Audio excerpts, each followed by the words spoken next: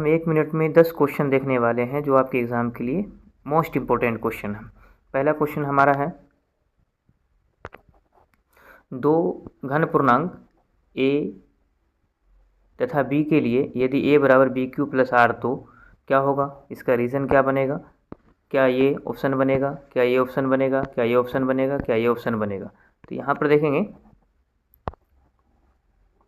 जो सही आंसर होगा यहाँ पर हमारा 0 less than equal to R less than B, जो ऑप्शन हमारा डी सही होगा। अगला प्रश्न है सेकेंड नंबर में, परिमेय संख्याओं और अपरिमेय संख्याओं के समूह को क्या कहते हैं। परिमेय संख्या और अपरिमेय संख्या के जो समूह होते हैं उसको हम क्या कहेंगे, वास्तविक संख्या या अवास्तविक संख्या, विषम संख्या या अभाज्य संख्या। तो यहाँ पर कहेंगे इसको हम वास्तविक संख्या। अगला क्वेश्चन है 3 नंबर में, क्या पूर्णांक संख्याओं को संख्या रेखा पर व्यक्त किया जा सकना संभव है। तो बिल्कुल नहीं होगा, या हाँ होगा, या दोनों होगा, इनमें से कोई नहीं होगा। तो यहाँ पर सही आंसर हमारा क्या हो जाएगा, बिल्कुल हाँ किया जा सकता है। अगला प्रश्न है, प्राकृतिक संख्याओं के संग्रह में शून्य समेत ऋण संख्याओं को शामिल किया जा सकता है, तो वो संख्या कौन सा होगा।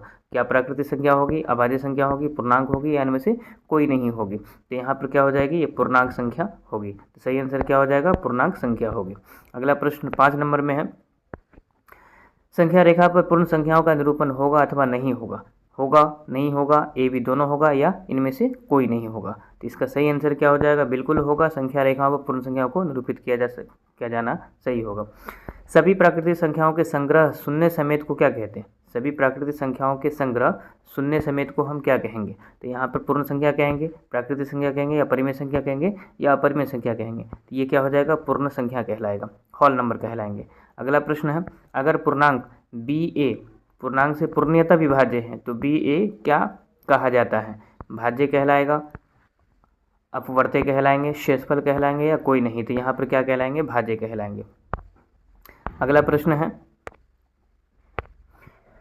क्या 0 किसी पूर्णांक को विभाजित करता है। तो ये क्या हो जाएगा, हाँ। यूक्लिड विभाजन एल्गोरिथम का अनुप्रयोग जो होता है वो किसके लिए होता है, क्या LCM के लिए होता है, HCF के लिए होता है, 2 धनात्मक पूर्णांकों के मौसों निकालने में होता है, या 3 धनात्मक पूर्णांक के मौसों निकालने में होता है, या 3 धनात्मक पूर्णांक का लौसो निकालने में होता है।